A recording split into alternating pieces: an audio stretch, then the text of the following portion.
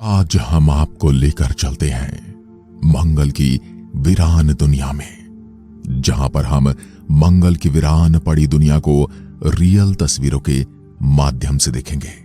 और इस यात्रा में हमारी मदद करेगा क्यूरोसिटी रोवर, जो पिछले 10 सालों से मंगल ग्रह की भयानक दुनिया में रहकर हमें जानकारी और फोटो भेज रहा है। आज हम देखेंगे कि आखिर इसने 10 सालों में वहां पर ऐसा क्या देखा था। इसने अपने सफर में रात के समय भी कई ऐसे नजारे देखे जो नई दुनिया में काफी डरावने थे। मंगल की जमीन पर चमचमाती चीज से लेकर सब कुछ देखा था। इसने कैसे वहां पर पानी के सबूतों को ढूंढा, इसके बाद इसके साथ क्या घटना हुई कि इसने नासा को सिग्नल भेजने बंद कर दिए, और फिर वैज्ञानिकों ने इसे वापस जिंदा कैसे किया। तो चलिए फिर आज क्यूरोसिटी रोवर के साथ बहुत लंबी जर्नी पर निकल पड़ते हैं, और यह यात्रा हम रियल तस्वीरों के साथ करने वाले हैं। आप देख रहे हैं फ्यूचर साइंस यूट्यूब चैनल। ब्रह्मांड की ऐसी लंबी डॉक्यूमेंट्रीज देखने के लिए इस चैनल को सब्सक्राइब कर सकते हैं। तारीख थी 6 अगस्त 2012। यह वही दिन था जब क्यूरोसिटी रोवर मंगल की जमीन पर सक्सेसफुली उतर गया था, जो इस मुसाफिर के लिए बिल्कुल अनजान दुनिया थी। और उसी समय द मार्स रिकनसेंस ऑर्बिटर बिल्कुल परफेक्ट जगह पर था, जिसकी वजह से उसने इस लैंडिंग की बहुत ही ज्यादा कमाल की तस्वीरें खींची, जो आप अपने सामने देख सकते हो। यह लैंडिंग इतनी भी आसान नहीं थी, लेकिन फिर भी यह मंगल ग्रह की जमीन पर उतर गया।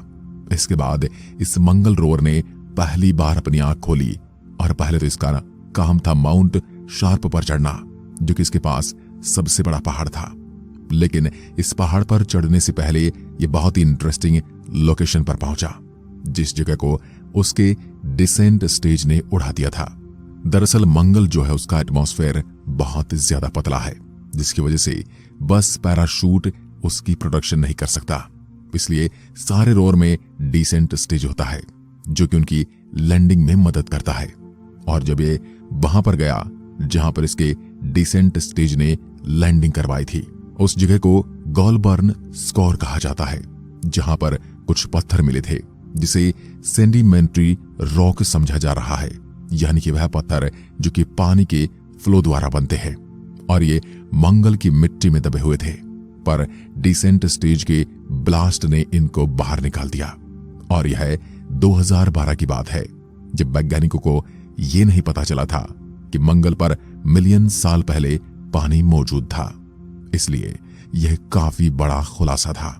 इसके बाद यह मंगल के 16वें दिन उस माउंट शार्प की सतह पर बने डिजाइन को कैप्चर करता है। और यह डिजाइन एक और ग्रुप है कि यहां पर से कभी पानी बहता होगा।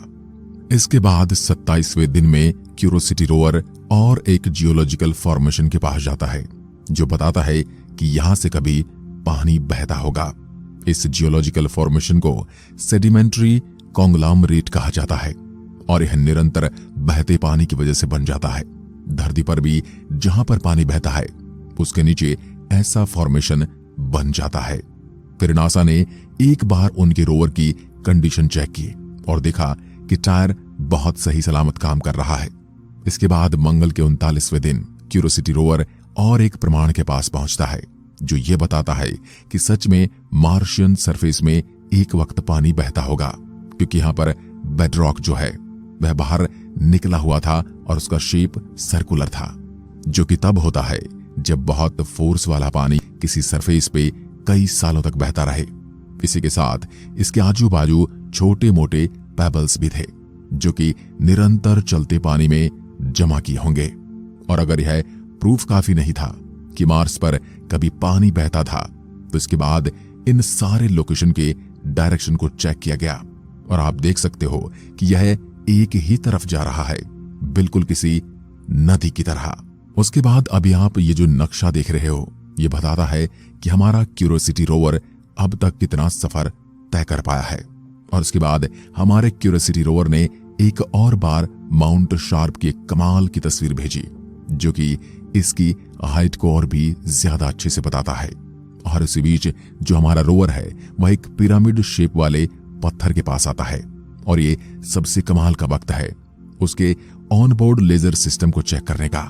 पर इस तस्वीर में आपको जो डॉट्स दिखाई दे रहे हैं ये वही हैं जहां पर इसने अपने लेजर को मारा था। और लेजर को मारने के बाद उस पत्थर के केमिकल कंपोजिशन के बारे में बहुत सारी जानकारी मालूम पड़ी है। और ये ऐसी जानकारी थी जिसके बारे में आज से पहले वैज्ञानिकों को कुछ भी नहीं पता था। कमाल की बात तो ये है कि यह पत्थर का केमिकल कंपोजिशन धरती पर मिलने वाले पत्थर से काफी ज्यादा मेल खाता है और धरती पर थोड़े दुर्लभ पत्थर होते हैं। इस पत्थर का कंपोजिशन बिल्कुल वैसा ही था। इसके बाद हमारा जो क्यूरियोसिटी रोवर है वह मिट्टी के सैंपल को चेक करता है। वह सबसे पहले मिट्टी का एक स्कूप लेता है और उसे अच्छे से हिलाता है, जैसे कि आपको इस वीडियो में दिख रहा होगा। यह इसलिए किया जाता है ताकि इसे सील करने में आसानी हो और उसे बस थोड़ा सा फिल्टर करके सील कर दिया जाता है ताकि उसे आगे एग्जामिन किया जा सके। उतने में उसे एक चमकती प्लास्टिक जैसी चीज दिखाई देती है, जिसे ध्यान से देखने के बाद पता चलता है कि यह कुछ और नहीं बल्कि लैंडिंग के दौरान क्यूरियोसिटी रोवर में से ही निकला हुआ कोई प्लास्टिक का टुकड़ा होगा।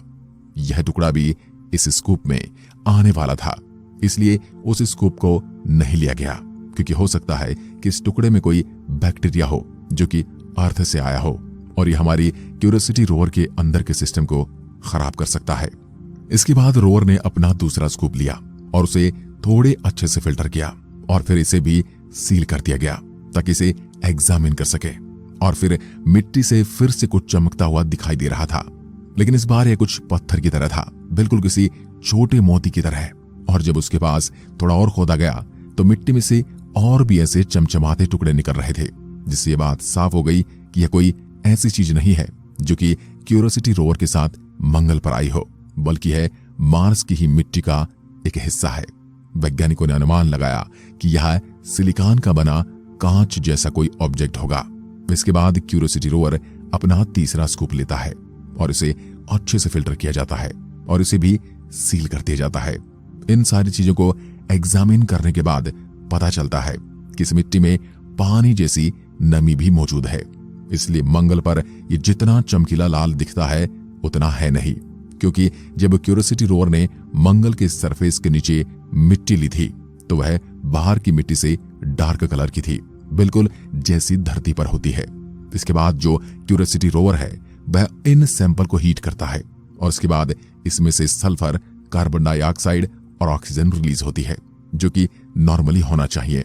और इससे खुश होकर जो हमारा रोवर है वह थोड़ी देर के लिए ब्रेक लेता है और फिर एक कमाल का पैनोरामा फोटो भेजता है उस जगह का जहां पर वह खड़ा होकर सैंपल्स ले रहा था। और मंगल के 120वें दिन हमारा रोवर एक बहुत ही ज्यादा कमाल की जगह पर पहुंचता है, जिस जगह को शेलर नाम दिया गया है। और इस फोटो में देखकर आप समझ सकते हो कि यह जगह कितनी ज्यादा लेयर्ड है, यानी कि यहाँ पर मिट्टी और पत्थर की बहुत सारी परतें हैं जो कि बहुत ही बड़े पानी के बहते हुए सोर्स का प्रूफ देती हैं, खासकर शीप बेड लोकेलिटी जहां पर ऐसी वाइन्स बनती हैं जो कि पानी के बहाव से ही बनती हैं। और इसके अंदर जो व्हाइट पाउडर जैसी चीज पड़ी है, वैज्ञानिकों का मानना है कि वह कैल्शियम सल्फेट है। फिर हमारा रोवर एक खुली जगह पर पहुंच जाता है जिसे येलो नाइफ बे नाम दिया गया है। यहां पर भी बहुत बड़े पत्थर मिले, जिसे एग्जामिन करने और सही से देखने के बाद पता चलता है कि यह ऐसे पत्थर हैं जिन पर मिनरल्स का प्रिसिपिटेशन हुआ होगा, जो कि पानी होने के ऊपर सीधा दावा करता है। दोस्तों, मंगल पर जो सबसे पहला रोवर गया था, मार्स पाथफाइंडर, उसमें बहुत ही ज्यादा कम फीचर्स थे। उसका बस एक ही काम था, वह था मार्स के रास्ते को ढूंढना और फिर आगे आने वाले किसी भी रोवर के लिए एक नक्शा तैयार करना और एक रास्ता बताना। इसलिए तभी उनके लिए इसकी लैंडिंग ही जंग जीतने के बराबर थी। लेकिन इसके बाद आने वाले सारे रोवर पर अलग अलग सिस्टम ऐड की गई, जैसे कि टेक्नोलॉजी आगे आगे बढ़ती गई है। वैसे ही 2011 में छोड़ा गया जो क्यूरियोसिटी रोवर था, उसमें एक ड्रिलिंग मशीन भी मौजूद है ताकि पत्थर को और जमीन को ड्रिल करके उसके अंदर से भी इंफॉर्मेशन निकाली जा सके। मॉडलिंग करने के लिए एक बहुत ही ज्यादा फ्लैट बेड रॉक को चुना गया था, जो कि जॉन क्लेन नाम के लोकेशन पर बना हुआ है। इसके बाद जैसे ही वो ड्रिलिंग करने जा रहा था, तब क्यूरियोसिटी रोवर को एक टूटा हुआ पत्थर का टुकड़ा मिला, जिसे टिनटिना नाम दिया गया। और जब इसकी फोटो खींचकर इसके ऊपर हाइड्रेशन टेस्ट किया गया था, तो पता चला कि इस पत्थर के अंदर काफी ज्यादा हाइड्रेशन है, यानी कि यह पत्थर अंदर से काफी ज्यादा हाइड्रेटेड है, यानी इसमें नमी मौजूद है। इसके बाद पहली बार टीम ने क्यूरियोसिटी रोवर को पूरी रात काम करने के लिए कहा था, और यह सबसे पहली तस्वीर है जो कि मार्स के सरफेस की रात को खींची गई थी। और वैज्ञानिक देखना चाहते थे कि क्या इसमें कोई फ्लोरोसेंट मिनरल मौजूद है, यानी ऐसा मिनरल जो कि यूवी लाइट में बहुत ज्यादा चमकने लगते हैं। धरती पर बहुत सारी ऐसी चीजें मौजूद हैं और वो इसी चीज को यहाँ पर चेक करना चाहते थे, लेकिन चेक करने पर यह पता चला कि ऐसा कोई भी मिनरल यहाँ पर मौजूद नहीं था। इसके बाद ड्रिलिंग प्रोसेस के दौरान जो क्यूरियोसिटी रोवर था उसका टायर एक पत्थर पर आ गया और वह पत्थर टूट गया, जिसकी वजह से इसके अंदर कुछ चमकता हुआ दिखाई दिया। और वैज्ञानिकों का कहना है कि यह सिलिका है जो कि मंगल ग्रह की सरफेस पर बहुत ज्यादा मात्रा में मिलता है। यह एक छोटा सा एक्सीडेंट था जिससे कुछ नया जानने को मिला। इस तरह मंगल पर यह 200 मार्शियन दिन बिता देता है, लेकिन एक दिन अचानक से क्यूरियोसिटी रोवर नासा की कमांड्स को सुनना बंद कर देता है। नासा वाले जो भी एक्शन उसे करने को कह रहे थे रोवर वो नहीं कर रहा था। दरअसल ये बूट लूप में फंस गया था। बूट लूप में रोवर के अंदर जो कंप्यूटर होता है इसके अंदर किसी प्रकार का वायरस या फिर बैक्टीरिया आ जाता है, जिसकी वजह से कंप्यूटर की बैटरी बहुत जल्दी खत्म होने लग जाती है और वह काम नहीं कर पाता है। और ऐसी सिचुएशन के लिए मार्स रोवर के अंदर 2 कंप्यूटर होते हैं, जिसे पायलट और को पायलट कहा जाता है। जब पायलट काम करना बंद कर देता है तो फिर को पायलट अपना काम करना शुरू कर देता है, लेकिन इसमें कुछ इस प्रकार का वायरस या बग आया था जो कि पायलट और को पायलट को काम ही नहीं करने दे रहा था। ऐसे में वैज्ञानिकों को डर था कि कहीं यह रेडियो सिग्नल्स को बंद न कर दे, क्योंकि ऐसा हुआ तो इसका कनेक्शन हमेशा के लिए टूट जाएगा। और फिर इन्होंने बहुत ही ज्यादा रिस्की मूव किया। इन्होंने पहले पायलट को बंद कर दिया, यानी कि मेन कंप्यूटर को बंद कर दिया, जिसके तुरंत बाद सेकंड कंप्यूटर को शुरू हो जाना चाहिए था। लेकिन 1 मिनट हो गया, कोई भी रिस्पांस नहीं आया। उसके बाद 4 मिनट हो गई, फिर भी कोई रिस्पांस नहीं आया था। इनको लगा कि अब इनका कनेक्शन इससे टूट जाएगा, पर कुछ ही देर में क्यूरियोसिटी रोवर ने सिग्नल का रिस्पांस दिया और अब को पायलट क्यूरियोसिटी रोवर को कंट्रोल कर रहा था। इसके बाद सब चीजों को एक बार फिर से चेक किया गया था ताकि कोई गड़बड़ी ना हो, और अब क्यूरियोसिटी रोवर राहत की सांस ले सकता था। इसके बाद उसने बहुत ही लंबा सफर तय किया और मंगल के 343वें दिन इसने ये फोटो भेजा। इन पहाड़ों को ट्विन करेंट्स नाम दिया गया। इसके बाद यह मुसाफिर गेल क्रेटर के सेंट्रल पीक की तरफ बढ़ रहा था। क्यूरियोसिटी रोवर में एक बहुत ही अच्छा सिस्टम है।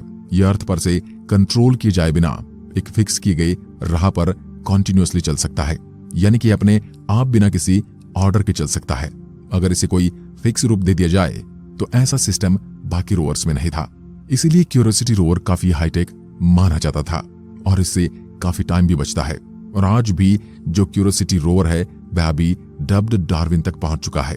डार्विन के दक्षिण में कुछ आउटक्रॉप्स हैं जिसके बारे में वैज्ञानिक जानना चाहते हैं, और यहाँ पर खड़े होकर फिर से एक बार क्यूरियोसिटी रोवर ने अपना मुंह माउंट शार्प की तरफ मोड़ा है और इस विंटेज पॉइंट से उसे माउंट शार्प के बेस के बारे में और पास से जानने का मौका मिला है।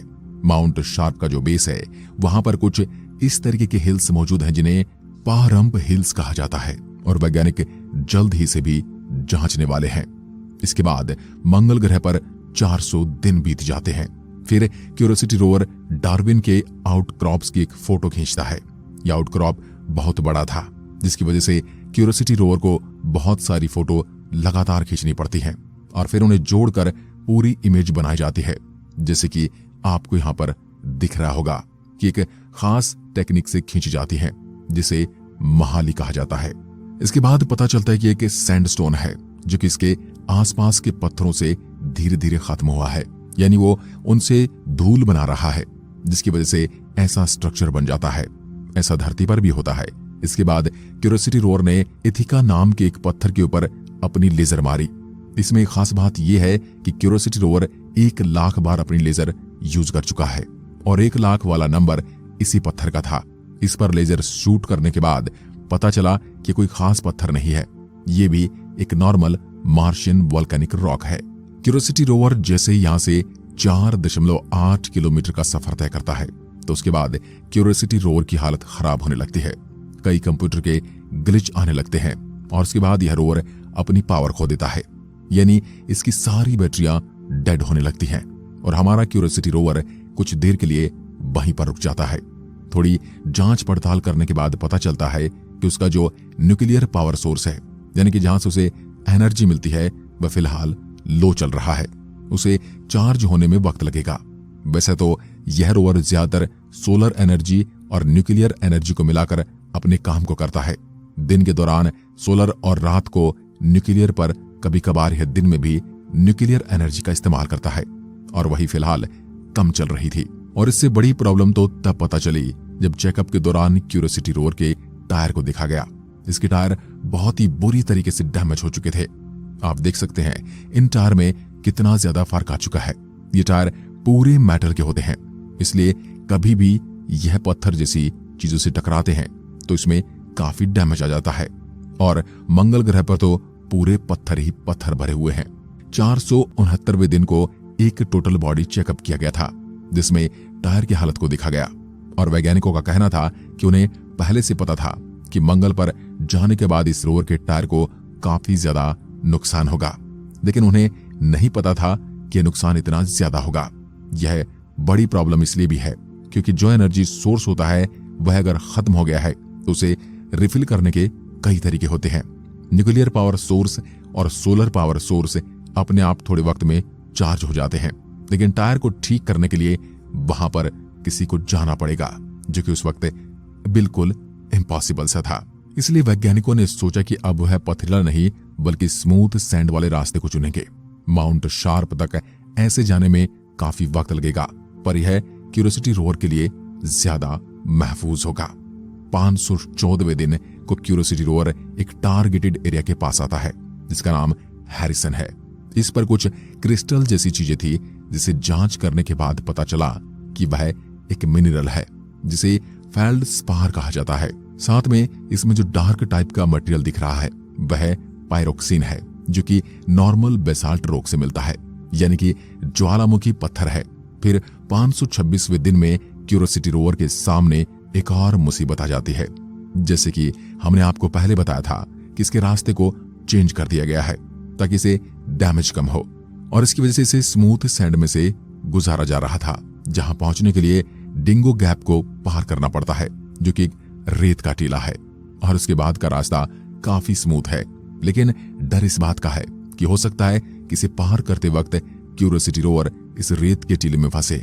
और यह कुछ नया नहीं है। क्यूरियोसिटी रोवर से पहले स्पिरिट रोवर मार्स पर गया हुआ था, जो कि कुछ इस तरह मिट्टी में फंस गया और उसका काम तमाम हो गया। और इसलिए नासा के वैज्ञानिक बहुत ही ज्यादा सोच समझकर क्यूरियोसिटी रोवर के लिए रास्ता बना रहे हैं यहां से गुजरने के लिए। और जब वह रास्ता बना रहे थे तब एक रात हो गई थी और फिर क्यूरियोसिटी रोवर सितारों को देखने लगा। और जब उसने मार्शियन इवनिंग स्टार को देखा तो यह कुछ और नहीं बल्कि हमारा प्लेनेट अर्थ है। और अगर आप इसे ध्यान से देखोगे तो प्लेनेट अर्थ के साथ आपको हमारा मून भी देखने को मिल सकता है। आप देख सकते हो कि मंगल से हमारी पृथ्वी कैसी दिखाई देती है। वाकई अमेजिंग है। और फिर 535वें दिन को रात में ही क्यूरियोसिटी रोवर अपने सफर को तय करने लगता है और वह डिंगो गैप के ऊपर से जाने लगता है। वैज्ञानिकों को इस चीज का डर था, वैसा कुछ भी नहीं हुआ और हमारा क्यूरियोसिटी रोवर काफी अच्छे तरीके से इसको पार कर लेता है। और इसके लिए वैज्ञानिकों को ही दाद देनी पड़ेगी, क्योंकि उन्होंने रास्ता काफी सोच समझकर बनाया था और वह एकदम परफेक्ट था। इसी को पार करने के बाद क्यूरियोसिटी बहुत ही लंबे सफर को तय कर लेता है और उसके बाद अपने टारगेट की तरफ आगे बढ़ता है, जो कि एक एरिया है जिसका नाम किम्बरली रखा गया है। यहां पर पहुंचने के बाद क्यूरियोसिटी रोवर को कई पत्थर दिखते हैं जो कि नीचे की तरफ झुके हुए हैं और माउंटेन शार्प की तरह इशारा कर रहे हैं। इसके शेप और पत्थर जिस तरीके से टूटे हुए हैं, ये देखकर वैज्ञानिकों ने अनुमान लगाया है कि ये पहले के डेल्टाज की निशानी है। अगर आपको डेल्टा क्या होता है ये नहीं पता है तो समझ लीजिए एक प्रकार से पानी का सोर्स है। और इससे वैज्ञानिकों ने यह अनुमान लगाया है जो गेल क्रेटर था वह किसी समय में बहुत ही बड़ी लेक हुआ करता था। इसके बाद यह क्रेटर बना। फिर 580वें दिन को इसके बारे में और भी बारीकी से जाना गया और यहाँ के कई पत्थरों की भी जांच की गई। इसके बाद 589वें दिन में क्यूरियोसिटी रोवर अपने से थोड़ी दूर बहुत ही ज्यादा चमकीली रोशनी को कैद करता है। इसे देखने के बाद वैज्ञानिक काफी ज्यादा चौंक गए थे और जब यह फोटो पब्लिक की नजर में आई तो सबका निशाना बस एक ही तरफ था। जी हाँ, सबका कहना था कि यह कोई एलियन है या फिर इनको कोई स्पेसशिप है जो दूर से रोशनी कर रही है। पर नासा के वैज्ञानिकों का कहना था कि ऐसा बिल्कुल नहीं है। ऐसा दिखने के पीछे दो कारण हो सकता है। सबसे पहला कि यह कोई कॉस्मिक रे हो सकती है। कॉस्मिक रे छोटे पार्टिकल होते हैं जो कि यूनिवर्स में घूमते रहते हैं और हो सकता है वैसा ही कोई कॉस्मिक रे कैमरा के लेंस पर आकर लग गया हो, जिसकी वजह से ऐसी रोशनी यहां पर देखी गई हो। इसी के साथ हो सकता है कि यहां पर बहुत सिंपल सा रिफ्लेक्शन हो, क्योंकि सेम जगह पर सेम टाइम पर जब दूसरे कैमरे से फोटो खींची गई थी तो उसमें रोशनी नहीं दिखी थी। दरअसल इसमें दो कैमरे हैं जो एक साथ में काम करते हैं और दूसरे कैमरे में कुछ नहीं दिखता, इसलिए वैज्ञानिकों का कहना है कि यह यकीनन एक कॉस्मिक रे होगी। अब आप में से कई लोग सोच रहे होंगे कि ऐसा रे धरती पर क्यों नहीं होती। दरअसल धरती का मैग्नेटोस्फीयर यानी कि मैग्नेटिक फोर्स बहुत ज्यादा है, जिसकी वजह से हम इससे सेफ हैं। पर मंगल ग्रह पर ऐसा नहीं है, जिसकी वजह से यहाँ पर कई बार कॉस्मिक रे आती रहती है। इसके बाद उसने इस जगह पर और भी कई सारी रिसर्च और यहाँ से बढ़ने से पहले उसने यह फोटो भेजा जो कि यही का है और बताता है कि कैसे पहले यहाँ पर एनसाइंड सेंडिमेंट हुआ करता था, यानी कि पानी का फ्लो। और इसमें आपको पीछे जो बड़ा सा पहाड़ दिखाई दे रहा है यही है माउंट शार्प। इसके बाद 597 मार्शियन दिन में नासा का मार्स ऑर्बिटर बिल्कुल हमारे क्यूरियोसिटी रोवर के ऊपर से गुजरा था और तभी उसने ये फोटो भेजी थी। क्या आपको इसमें क्यूरियोसिटी रोवर दिख रहा है? यह जो ब्लू डॉट दिखाई दे रहा है और कुछ नहीं है बल्कि क्यूरियोसिटी रोवर है। इसके बाद वह बहुत ही ज्यादा फ्लैट और अच्छे से पत्थर के पास आता है, जो कि बहुत ही अच्छा स्पॉट है ड्रिल करने के लिए। यहां पर अब ड्रिल किया जाता है। पहले छोटा सा ड्रिल किया जाता है और उसके बाद फुल स्केल ड्रिल किया गया। और इस फोटो में आपको यह जो होल दिखाई दे रहे हैं यह लेजर से किए गए हैं ताकि इसकी कंपोजिशन को और अच्छे से पता किया जा सके। और इसके बाद जो डेटा मिला है उससे यह पता चला है कि यहां से किसी टाइम में पानी फ्लो हुआ करता था। फिर 648वें दिन को क्यूरियोसिटी रोवर सूरज की तरफ देख रहा होता है और इसे देखते वक्त यह बहुत ही ज्यादा इंटरेस्टिंग चीज नोटिस करता है। सूरज के सरफेस पर दो डॉट होते हैं। पहले कुछ देर तो वैज्ञानिक भी सोचते हैं कि आखिर ये क्या। उसके बाद उनका कहना है कि यह मर्क्यूरी है और उसके बाजू में डॉट है वह सनस्पॉट है जिसके विजन को रोक रहे हैं। 705वें दिन में ये पारहम्प हिल्स की तरफ अपना रास्ता बनाता है और यहां तक पहुंचने के लिए वो हिडन वैली से गुजरता है, जो कि एक नया रास्ता है ताकि टाइम को बचाया जा सके। लेकिन वह जैसे ही यहां जाता है उसके टायर यहां स्लिप होने लगते हैं क्योंकि यहां की मिट्टी बहुत सिल्की है, जिसके बाद वैज्ञानिकों को डर था कि यह कहीं फंस न जाए। अब आज हम इस वीडियो में यहीं पर ठहरेंगे। आगे के एपिसोड में हम जानेंगे कि वैज्ञानिकों ने क्या किया और वह क्यूरियोसिटी रोवर को कैसे वहां से बाहर लेकर आए। इस बीच उनका सामना कई सारी मुसीबतों से हुआ और आखिरकार वो अपनी लोकेशन पर कैसे पहुंचा। वहां उसने बहुत कमाल की चीज देखी। तो जानने के लिए आप हमारे चैनल फ्यूचर साइंस को सब्सक्राइब कर सकते हैं। धन्यवाद।